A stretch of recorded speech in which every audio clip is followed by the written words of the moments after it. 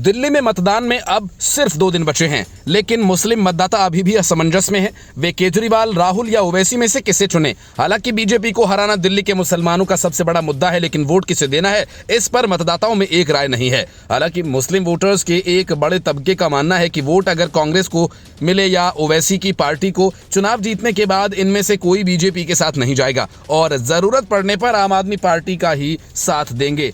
अगर ऐसी नौबत आई तो फिर सिर्फ केजरीवाल की ही मनमानी नहीं चलेगी, जो हर मौके पर चुप्पी साध कर बैठ जाते हैं और मुसलमानों को उनके हाल पर छोड़ देते हैं। मामला चाहे दिल्ली दंगों का हो या फिर तबलीगी जमात का, दोनों ही मौकों पर केजरीवाल ने मुसलमानों को उन्हीं के हाल पर छोड़ दिया। अगर कांग्रेस या AIMIM के विधायक साथ रहेंगे तो केजरीवाल पर अंकुश लगा रहेगा। दिल्ली में कुल 1,55,00,000 मतदाता हैं।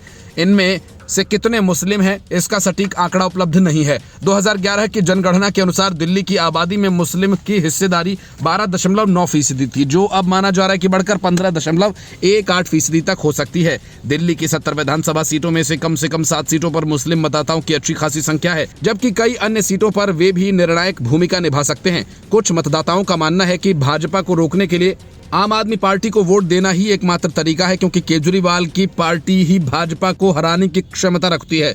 कई मुस्लिम मतदाता ये मानते हैं कि 2020 के दंगों के दौरान आम आदमी पार्टी ने उनका साथ नहीं दिया और तबलीगी जमात को दोषी ठहराया। इसलिए राहुल गांधी के नेतृत्व वाली कांग्रेस को वोट देना बेहतर होगा, क्योंकि वे वंचितों और अल्पसंख्यकों की आवाज उठा रहे हैं। कुछ वोटर्स का मानना है कि कांग्रेस और आप के बजाय असदुद्दीन ओवैसी की पार्टी AIMIM को समर्थन देना, क्योंकि ये पार्टी सीधा मुस्लिम समुदाय से जुड़े मुद्दों को उठाती है। इसके अलावा पार्टी ने 2020 के दंगों से जुड़े कुछ लोगों को टिकट दिया, जिससे उनके प्रति सहानुभूति की लहर भी देखने को मिल रही है। कुछ वोटर्स कहते हैं कि उनका दिल कहता है कि कांग्रेस को वोट दूं, लेकिन दिमाग कहता है कि आम आदमी पार्टी को वोट देना ही सही रहेगा। राहुल गांधी ने अल्पसंख्यकों के लिए आवाज उठाई है, लेकिन वोट बंटने के बाद भाजपा को फायदा हो सकता है। कुछ वोटर्स का कहना है कि कांग्रेस और ओवैसी को वोट देने से भाजपा को फायदा हो सकता है, इसलिए केजरीवाल की पार्टी को समर्थन देना ही समझदारी होगी। वहीं कुछ लोग ये मानते हैं कि भाजपा को हराने के लिए सिर्फ वोट देना सही नहीं, बल्कि उस पार्टी को वोट देना चाहिए जो सही मुद्दे उठाए। जो इलाके 2020 के दंगों से प्रभावित हुए थे, वहां मतदाताओं की सोच बाकी मुस्लिमों